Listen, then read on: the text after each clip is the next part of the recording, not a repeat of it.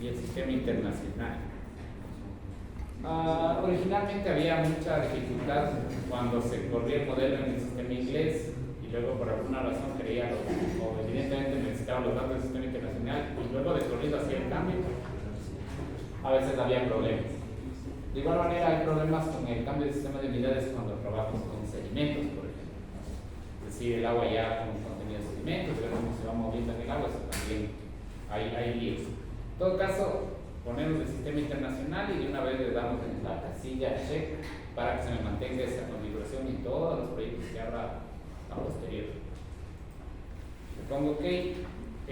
Lo otro va a ser guardar ya directamente el proyecto en la carpeta, en la carpeta que creamos, ¿no? Entonces vamos a archivo, guardar proyecto como usuario, escritorio, lo pusimos de GRDH, de diseño hidráulico, y le podemos dar ahí igual un nombre, ¿no?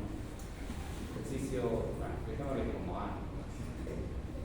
Es importante en todos los títulos, tanto de la carpeta como de los componentes que vayan añadiendo aquí, que no haya símbolos raros ni espacios, porque ahí es donde muy seguramente salta algún error que no les va a indicar que es debido a eso, y es un lío de estar buscando el problema. Entonces, a medida que van guardando los diferentes componentes, se crea ya el directorio, el nombre del directorio en esta pantalla principal.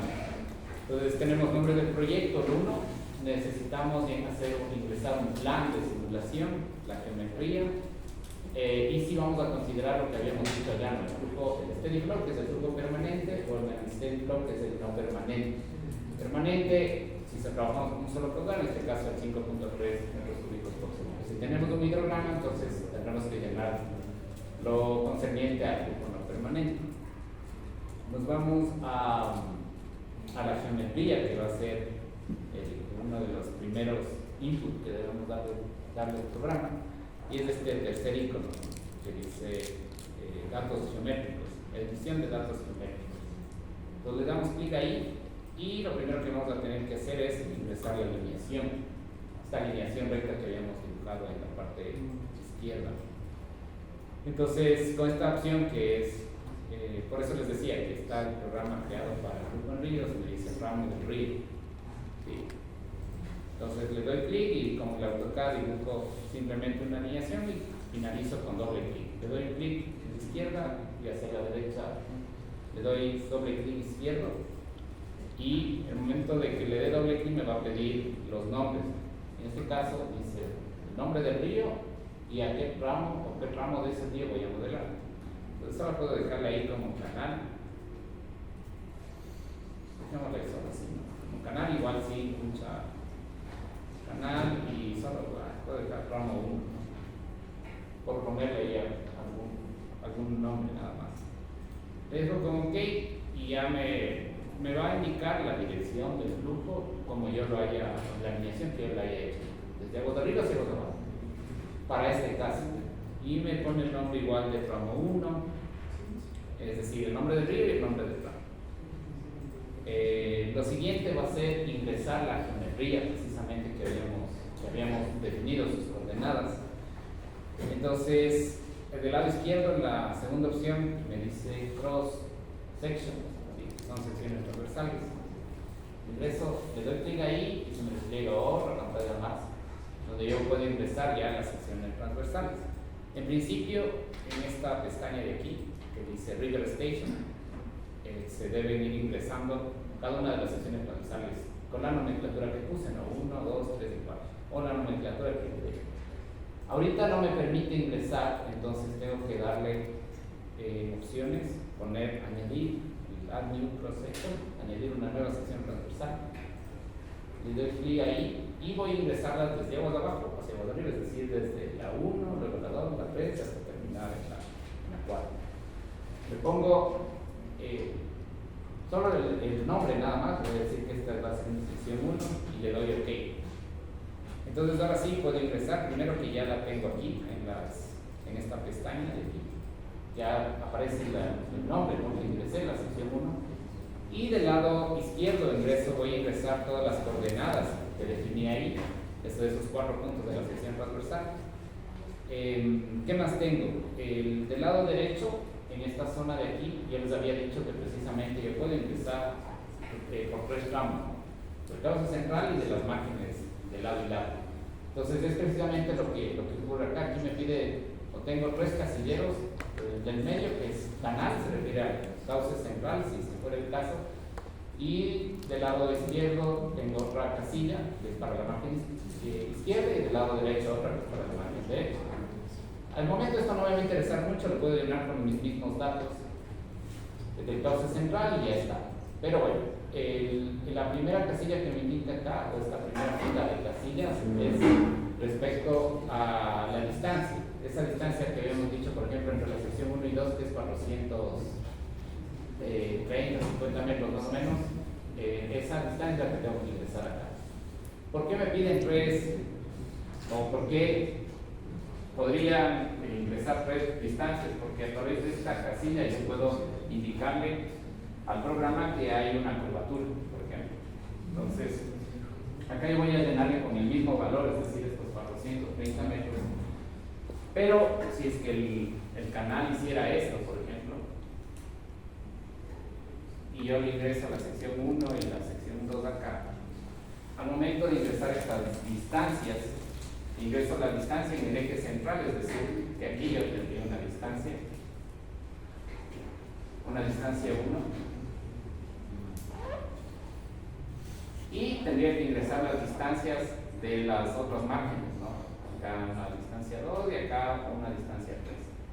A la final esta distancia 2 va a ser mayor a la 1 y la 1 mayor a la 3. Y a través de esta variación de distancias yo le indico al programa que hay una curva en mi río o en mi canal. Como lo tengo recto, en este caso van a ser las mismas. Bueno, empecemos ingresando y ya llevamos viendo otros datos. Entonces para la primera teníamos 0 y 1.5. Teníamos 0 y la elevación 1.5. El segundo dato teníamos 3 y 0. 3 y 0. El tercer dato teníamos el 3.85 y 0. Y el cuarto dato teníamos 6.85 y 1.5. Y 1.5.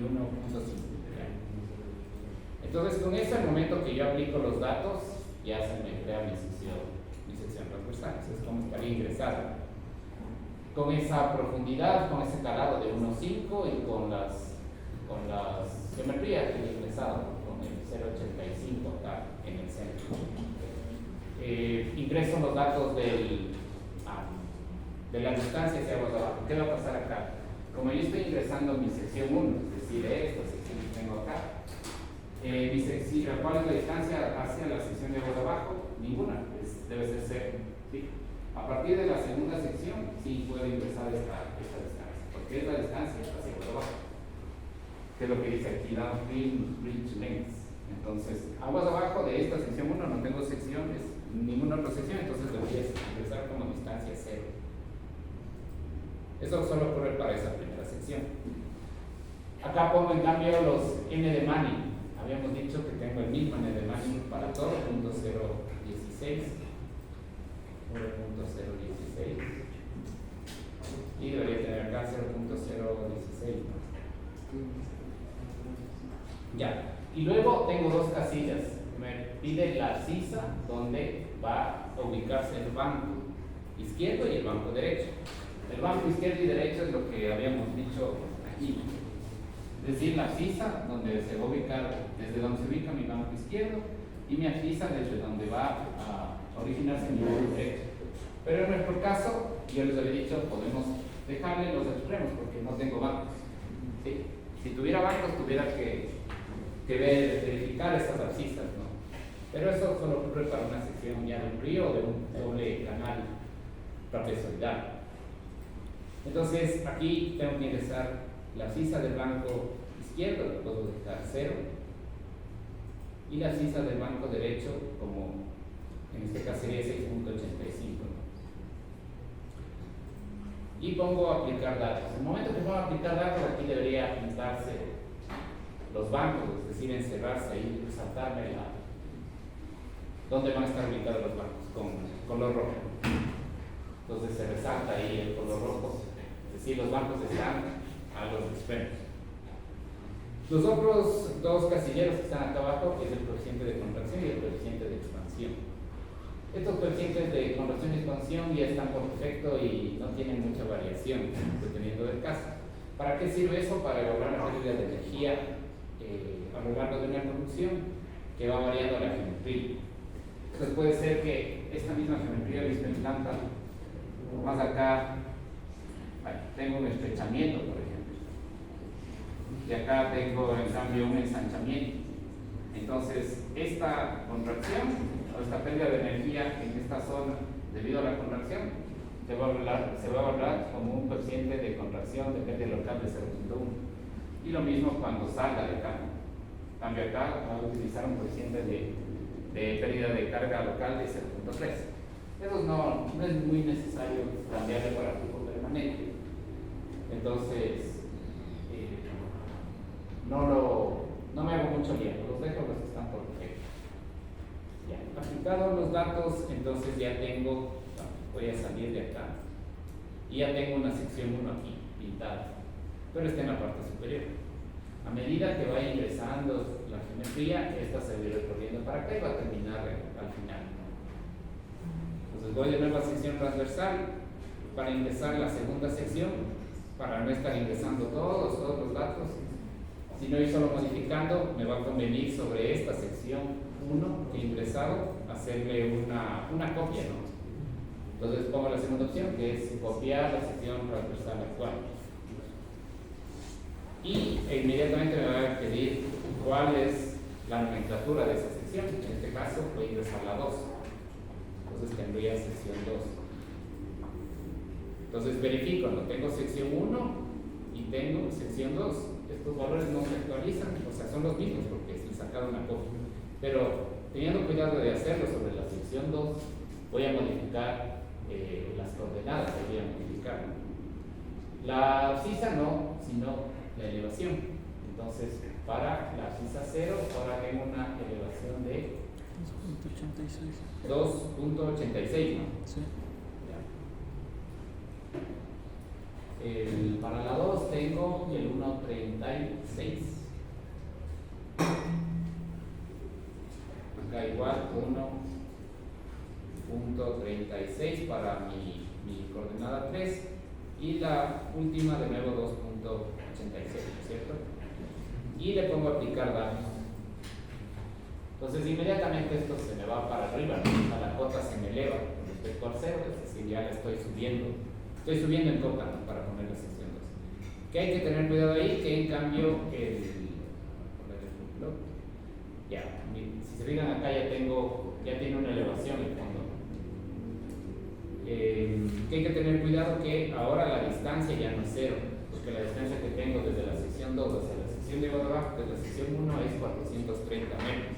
Entonces tengo que ingresar esos datos aquí. Como es recto, son 430 metros para el cauce central, el eje central y los dos laterales. Como aplicar datos, el n de Manning es el mismo y los bancos igual se definen en los extremos, así que no tengo que tocar nada. Entonces, hecho eso, si salgo de acá nuevamente, veo que ya tengo la sección 1 acá abajo y la sección 2 acá. Entonces sigo ingresando secciones para que se sigan ordenando nada más. Sí es recomendable ir guardando la geometría, ahorita todavía no lo he guardado. Entonces pongo archivo, guardar geometría y me voy a la carpeta del ejercicio. Le puedo poner como, dejémosle como geo nada más de geometría y le dejo, pongo OK, ¿no? Entonces si voy a la pantalla principal, ya tengo en geometría el nombre del archivo que busqué y la extensión donde está guardada. Ya. Sigamos con el ingreso de las secciones transversales, me quedan únicamente 2. Voy nuevamente sobre la sección 2, voy a ingresar, o más bien a generar una copia de la sección transversal actual, opciones, y le pongo 3 en este caso. 3 y OK. Entonces, ubicado en la sección 3, las cotas ya son distintas, ¿no? En ese caso, para la sección 3 tendría 3.09 para la abscisa 0. Para la abscisa de 3 tendría 1.59, igual 1.59 y 3.09. Aplico los datos y se sigue elevando la sección transversal. La longitud que tengo ahora hacia abajo, entre las 3 y las 2 es 580, ¿no?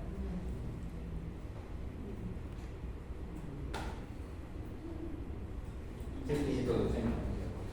Sí. 580. 580. Y aquí aplico los datos. Con eso, si salgo de acá, veo que ya tengo la sección 3, la 2 y la 1.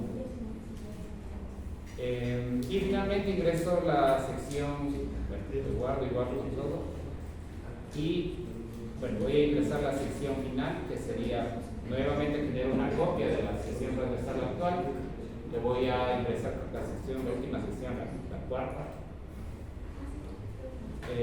Y debo modificar igual las abscisas, ¿no?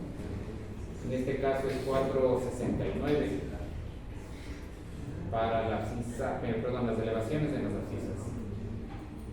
La elevación 469 para la abscisa 0 y 319 para los puntos de fondo. Es decir, la cota 3.19 para los puntos de fondo. Sería 469 acá. Ya aplico los datos y la distancia es 160 ahora. Desde la sección 4 a la sección 3 tengo 160 metros.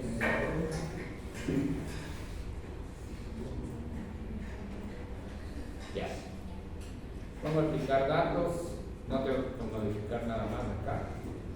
Salgo y tengo ordenado, ¿no? Esto sí a pesar de ser esquemático, sí tiene proporcionalidad, ¿no?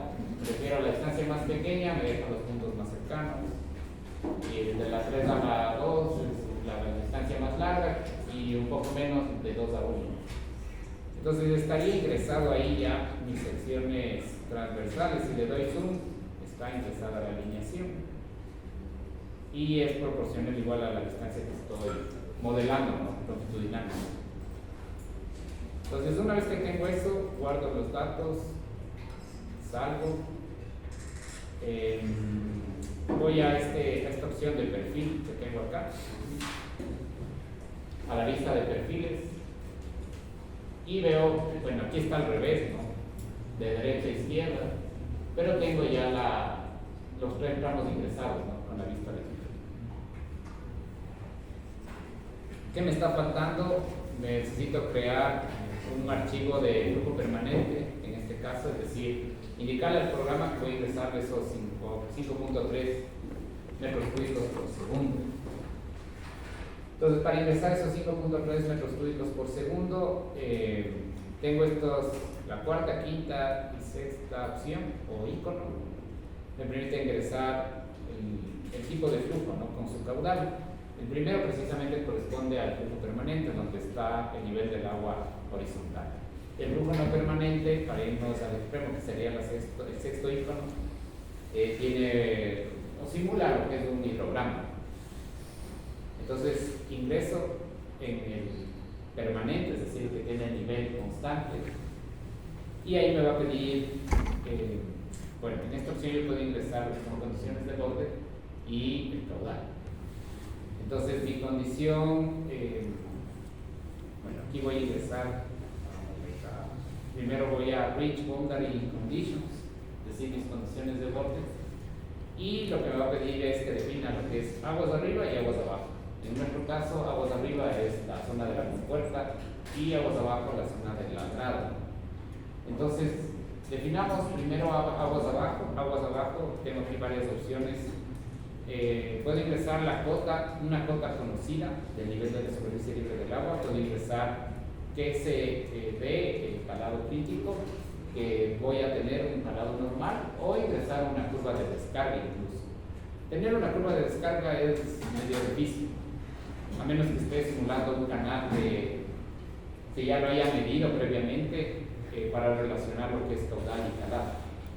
Entonces es más complicado, pero casi seguro las que más se utilizan en esto es el calado crítico en las caídas y disponer de un calado normal. Cuando yo vaya a ingresar un calado normal, no me pide directamente el valor del calado, ¿no? Sino me pide la pendiente de fricción. Entonces se relaciona de la ecuación de Manning, ¿no? Entonces, sí, caudal 1n, radio hidráulico 2/3, pendiente a la 1/2 por el área. Generalmente cuando yo le ingreso este pendiente normal, lo que ahí me pide es que ingrese la pendiente de aguas abajo. Entonces, digamos que esta es mi sección de entrada, acá está mi sección 4 y acá va a estar mi sección, bueno, la 1, ¿no? Acá está la 3. No es de santimetría, pero es solo para que se entienda. Entonces, cuando yo pongo el calado normal, es decir, que acá aguas abajo, en vez de tener el calado crítico, voy a tener el calado normal, me pide que ingrese la pendiente de aguas abajo. No la pendiente de este último tramo, sino la pendiente que voy a tener acá, aguas abajo. Y esa pendiente tiene que ser la pendiente, bueno, teóricamente la de fricción, pero yo la relaciono con la pendiente de fondo del canal. Entonces, cada vez que yo hago una modelación, y si es que no tengo esta caída, sino acá continúa, por ejemplo, el cauce, también debo tener la simetría para poder tener la pendiente y poder ingresar a las modelos. Si no voy a modelar cualquier otra cosa. Entonces, se relaciona esta pendiente de aguas abajo con la pendiente de fricción, que es la de la ecuación de Manning. Bueno, en nuestro caso no vamos a emplearla, solo era una explicación. Lo que pondría aquí es que se me va a dar la condición de calado crítico. Y acá se pinta ya, o sea, se selecciona, ¿no? Calado crítico. Y el programa mismo lo va a calcular, el calado crítico, es decir, tiene esa condición de control. Ahora, aguas de arriba, en cambio, tengo que ingresar profundidad normal. Yo sé que no se da ahí aguas de arriba, sino que es otra profundidad que corresponde al calado con rey. Entonces, lo que mejor no se nos va a adaptar a nosotros es poner el valor de la cota de la superficie libre del agua. Ese es el dato que nos pide acá. Entonces, ¿qué dato deberíamos sumar, ¿no? Teníamos para la sección 4 teníamos 3.19 el fondo, ¿sí? Es decir, esta cota que tengo acá era hasta este nivel. Yo tenía de cota 3.19 metros. Entonces tendría que, para obtener el calado este calado contraído, pero su cota debería ser del 0.97 más el 3.19. ¿Sí? Y ese dato debo ubicar aquí, que es un valor conocido de la elevación de la superficie libre del agua. ¿Sí? ¿Cuánto les da? 4.16, ¿no? Entonces, este dato es el que debo empezar acá, desde el nivel de la superficie libre del agua. Entonces, pondría 4.16. Ya, y con eso estarían ya mis condiciones de contorno ingresadas, ¿no? ¿Qué ubico aquí? Tengo que ubicar precisamente el caudal, es decir, los 5.3 metros cúbicos por segundo. En metros cúbicos por segundo, aquí me indica la unidad, pero acá abajo sí, si yo selecciono esta casilla, acá abajo me indica la unidad, metros cúbicos por segundo. Ya. Tengo que guardar ahora este paquete, digamos, de información. Voy a poner guardar datos del flujo. Tengo que buscar mi carpeta y de igual manera le pongo flow, nada más pongamos así como flow. Y en el momento que ya está guardado, se me crea aquí en flujo permanente el nombre y la carpeta, la dirección en la que está. Lo único que resta aparentemente es el plan de simulación. Entonces, para completar este plan de simulación, el último no es necesario porque se corresponde al no permanente en cambio. ¿Es permanente o no permanente? Debería seleccionar el permanente, entonces el de acá abajo no importa que lo deje vacío.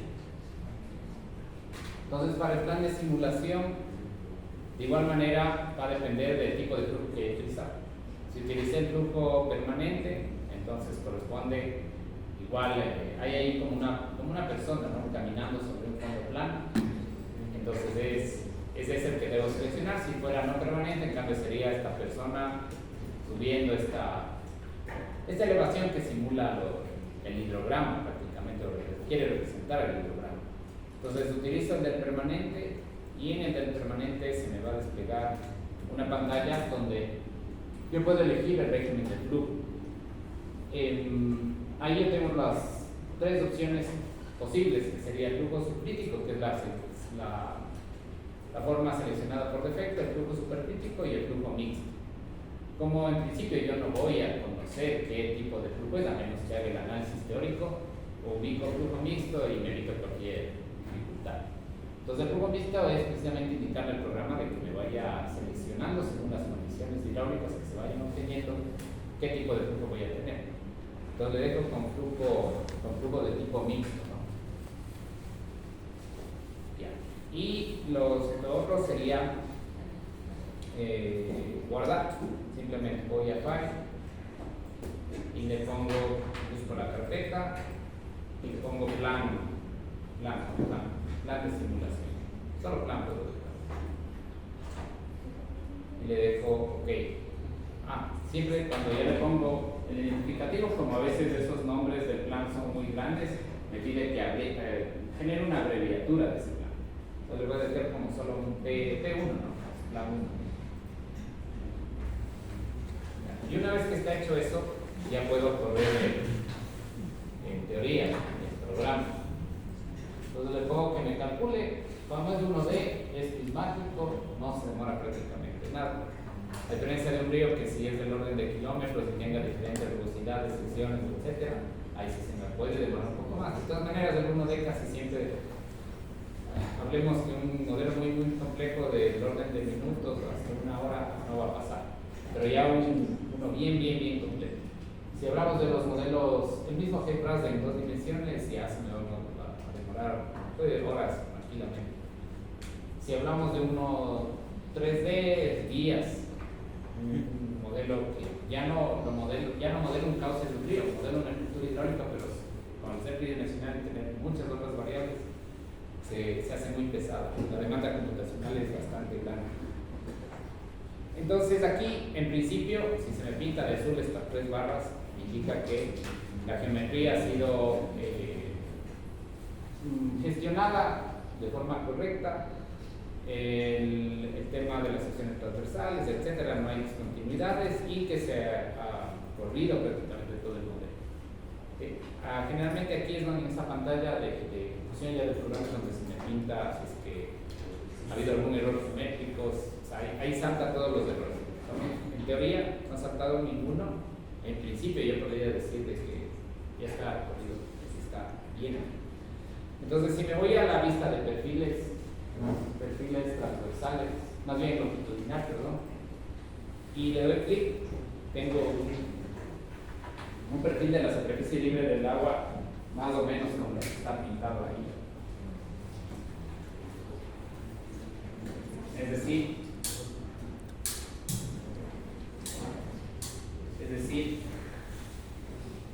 en principio no tengo o no se me genera toda la hidrodinámica que ya la había analizado, ¿cierto? Entonces, ¿cuál creen será uno de el error que está?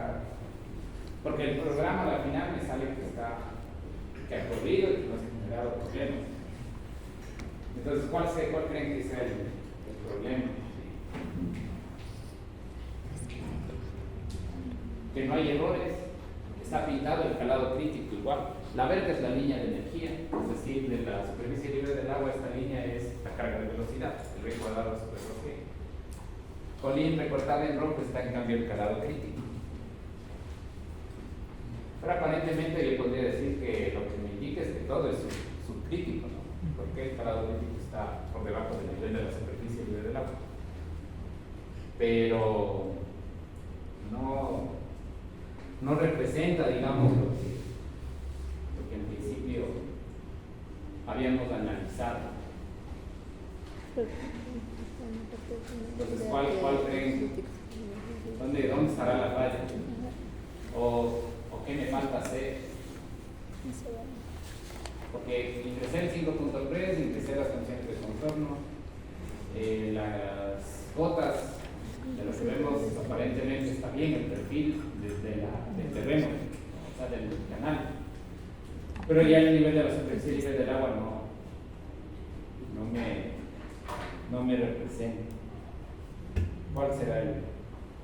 ¿Dónde estoy?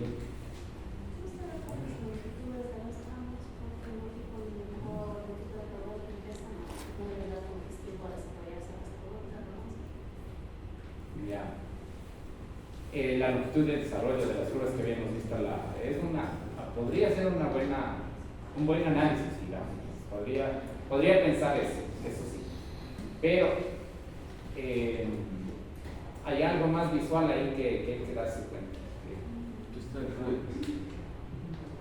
Sí podría ser eso. O sea, en principio del análisis que yo vaya, digo, si no se me desarrolla, porque al final son hipótesis las que estoy tomando en cuenta, pero acá ya, digamos, de alguna manera, tengo todo el programa mismo, debería modelarme lo que está acá. Porque lo de ella sí comprobamos. Recuerden, lo hicimos teórico y luego fuimos comprobando calados, todo.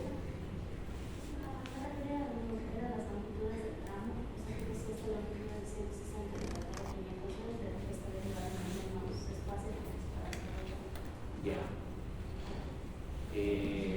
Sí, pero recuerden que calculamos la longitud de desarrollo de las curvas y si nos da a eso bueno. O sea, en principio esa hipótesis, o sea, esa consideración está bien, porque es lo primero que debo preguntar. La curva de Luna se desarrolla, pero ya vimos que sí, porque cuando aplicamos el software, el Flow Master, vimos de que en realidad la longitud de la curva sí se contenía. Pero si nos fijamos en ninguno de los tramos, se representa. Entonces, hay una cuestión en modelación mente que es importantísima, que se llama la discretización geométrica. Entonces, si ustedes se fijan, hemos ingresado 1, 2, 3, 4 secciones en los puntos de crítica, o sea, los puntos de contorno y en los puntos de cambio dependiente. Pero no hemos ingresado ninguna sección intermedia.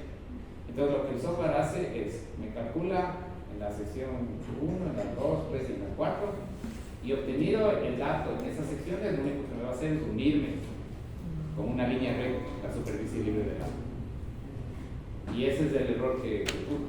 Entonces, hablemos en este caso más sencillo, que es un modelo unidimensional, son secciones, y lo que voy a hacer ahora es interpolar entre estos tramos, es decir, voy a ingresar secciones intermedias para que me pueda ejecutar el cálculo hidráulico. Y de teoría debería mejorar, ¿no? Entonces, si se fijan todo en principio con esta configuración de secciones, decimos de tramos rectos, superficie libre constante, y todo es subcrítico, ¿no? Entonces, ¿qué debería yo intentar hacer acá? Es ingresar unas secciones intermedias para que mi cálculo y el software se ejecuten esas secciones intermedias y se represente mejor la superficie libre del agua. Entonces voy bueno, aquí ya no es. En esta pantalla de datos geométricos donde está la vista en planta, aquí hay una opción de tools, bueno, herramientas, y aquí hay interpolación entre X entre secciones transversales. Entonces, aquí yo puedo hacer una interpolación, voy a poner la segunda opción que es entre dos secciones transversales. Entonces tengo la sección de aguas de arriba que me dice la sección 4 y la sección de aguas de abajo, la sección 3. Y aquí yo le puedo dar una distancia máxima, ¿sí?, de interpolación. Entonces, digamos que se me ejecute cada metro se haga el cálculo. Solo por ubicarle ahorita algún rango de sección. Ya vamos a ver que, bueno, hagamos de cada metro y luego vemos cómo nos va con representando. Luego cambio, ahora selecciono la 3 y automáticamente se me compara con la sección 2. Entonces tengo solo dos secciones y digamos que igual me lo haga cada metro. Y me voy a la sección 2 y digo igual que me lo haga cada metro. Entonces al momento de cerrar esto ya se me crean secciones intermedias. Si se fijan ahí ya tengo un montón de secciones intermedias. Si voy a la pantalla de secciones transversales, aquí ya tengo secciones intermedias. Ya. Entonces, saliendo de esto, veamos qué tal va. Guardo, salgo y voy al plan y lo ejecuto nuevamente. En principio va a demorar en teoría un poquito más, unos 2 segundos más, pero el cálculo es bastante rápido. Si voy a la sección al perfil longitudinal, entonces ya tengo representadas las curvas de remate. ¿Sí? Entonces, eso es algo que por lo general a veces no se toma muy en cuenta, pero es indispensable. Me refiero a que es lo que siempre pasa en modelación numérica. Yo ejecuto el programa y de repente me sale, no hay errores y digo ya están los resultados. Pero entonces la discretización geométrica es clave. Y si es un modelo bidimensional o tridimensional, se vuelve incluso aún más preponderante. Entonces, si en un unidimensional que sección a sección ocurre esto, imagínense en un bidimensional o tridimensional. Ya, hay otra cuestión más, aquí hay unos errores que a veces ocurren. Bueno, en principio vemos que se representa bien, ¿no? Lo que habíamos más o menos intuido, ¿no? Que mi resalto hidráulico se va a quedar combinado en el primer tramo.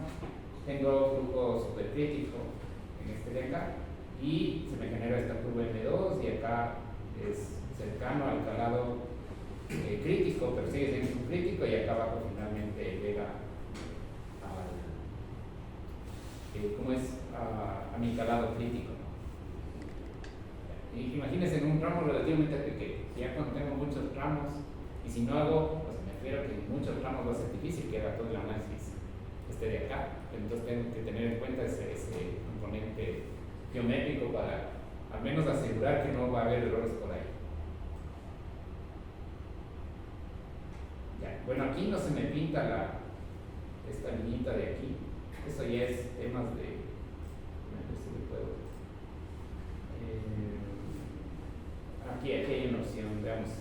Aquí en el flujo permanente, en opciones, esta opción que dice opciones de la salida del calado crítico, y hay que darle clic en que siempre se me calcule el calado crítico independientemente del tramo. Calculémosle nuevamente y veamos si sale ahí. Sí, ahí sí se me pinta el calado crítico aquí. Pero eso ya son cosas de forma al final. Sí, ahí sí me dejó. Ya, entonces igual, acá llega el calado crítico. Aquí me ocurre este error, porque no debería ser así. Aquí lo que me está diciendo es que, lo que pasa es que antes no me dejaba hacer el zoom, por eso no podía verlo. Pero aquí, por ejemplo, esto lo que me indicaría, tal cual está, es que tengo una condición de calado crítico. ¿Qué creen que esté pasando? Porque ya, de hecho, me representa mejor el flujo, sí. Pero, por ejemplo, esto, cuando en modelación unidimensional ocurre esto, de hecho, hay algún error. Sí, o sea, que tenga así el perfil cercano, bueno, puede ser al crítico, pero que tenga esa forma así ondulada, quiere decir que hay algún tipo de error. ¿Qué creen que está ocurriendo ahora?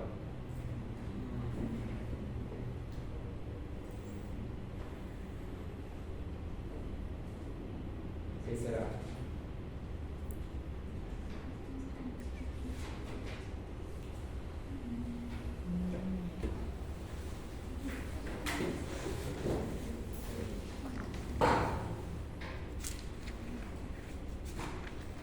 ¿Alguna idea?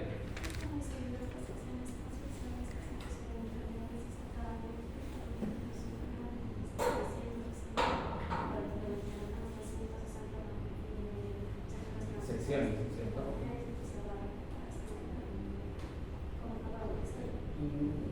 Puede ser uno de los errores, sí, de hecho. Haber ubicado secciones transversales muy cercanas. Pero generalmente cuando ubico secciones transversales muy cercanas, lo que ocurre es un efecto de pared. Me refiero, digamos que al parecer no es eso, vamos a chequear eso sí, pero cuando yo pongo secciones transversales así bien cerradas, puede ocurrir un efecto de pared, es decir, que el nivel de la superficie libre del agua, en algún punto de repente se me eleva, pero así es bien notorio. Me sale igual que no hay error y todo, pero en la superficie libre del agua, de lo que está del orden de metros, de repente aparece 100, 120 metros. Entonces eso es porque se crea como un efecto de pared, es decir, el agua ya no puede pasar porque está muy pegado las secciones transversales. Bueno, aquí hay dos errores que eso hay que verificar, cuál es.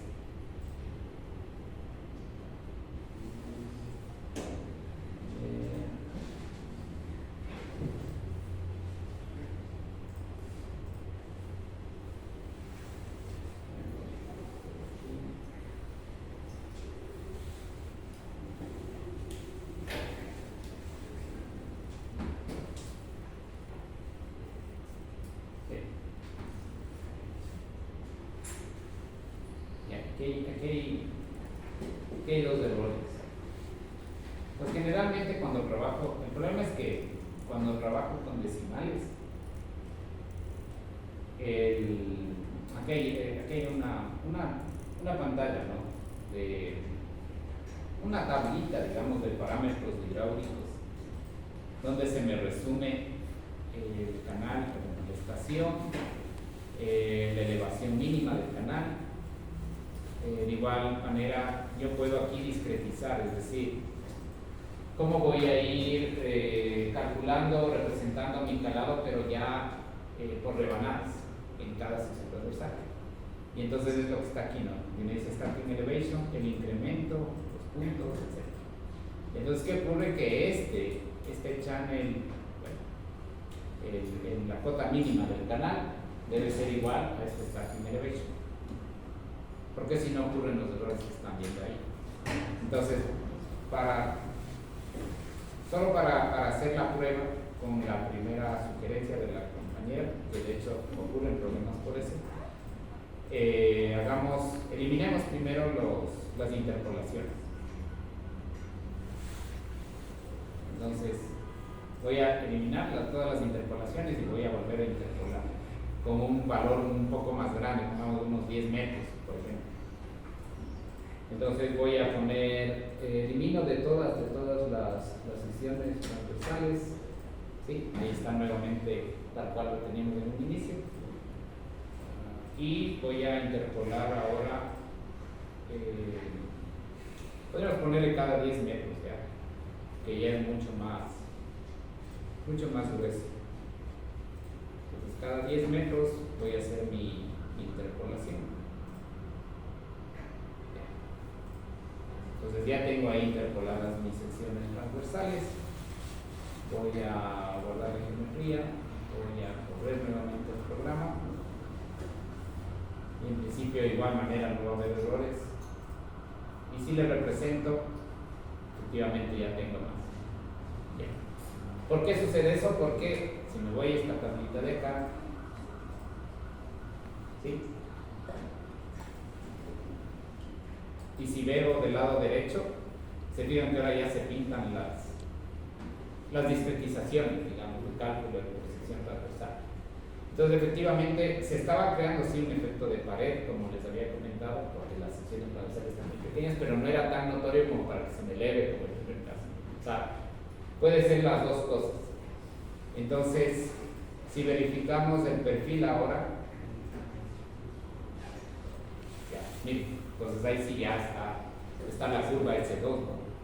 Está la curva S2, está el resalto hidráulico, está la curva M, que nunca termina de llegar a curva normal, porque vemos que sigue creciendo hasta acá.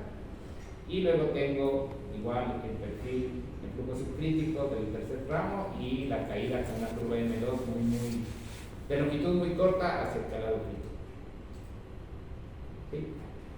Entonces, para el trabajo que van a desarrollar, sí les pediría que le hagan que apliquen de una vez el software con criterio, pero sí deberían aplicar.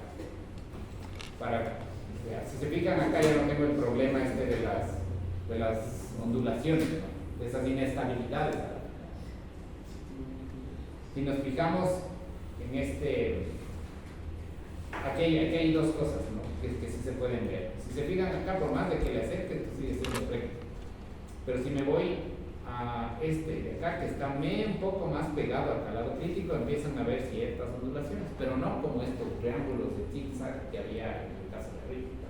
Entonces, solo es para que visualmente también lo tengan en cuenta. Estas ondulaciones se deben, ¿por qué? Porque el flujo está muy pegado al calado crítico y sí tiende a ser inestable, pero no puede llegar a ser tan inestable como el caso de arriba cuando tengo las iones bilaterales. ¿Sí? En los manuales, de todas maneras, de aquí del GEPRAS hay, no sé si aquí se despliega, muy probablemente no, pero aquí en el GEP, en este de acá, no en el 2 de referencia hidráulica, en esta referencia hidráulica, ahí ustedes tienen unos criterios para el espaciamiento entre secciones transversales. Entonces ahí hay un par de ecuaciones empíricas que ustedes ingresan los datos estimados, por ejemplo, de la velocidad, celeridad de la onda, pero pueden utilizar la velocidad media del flujo. Para alguno de los tramos ustedes ingresan la velocidad media que se puede calcular con la fórmula de Waldemannich para alguna sección, y en función de eso pueden estimar la longitud máxima, más bien mínima, que deben ubicar entre sección transversal para no tener este tipo de dificultad. Acá lo hemos hecho al EPI, es decir, probé 1, luego probé 10 y vemos que ya no representaba. Pero sí debería ser contrastado con lo que está aquí en el manual. Ya, entonces, a ver, para la siguiente clase tenemos que organizarnos con el tema del... A ver, estamos con las fechas. Con el tema del trabajo final y el examen.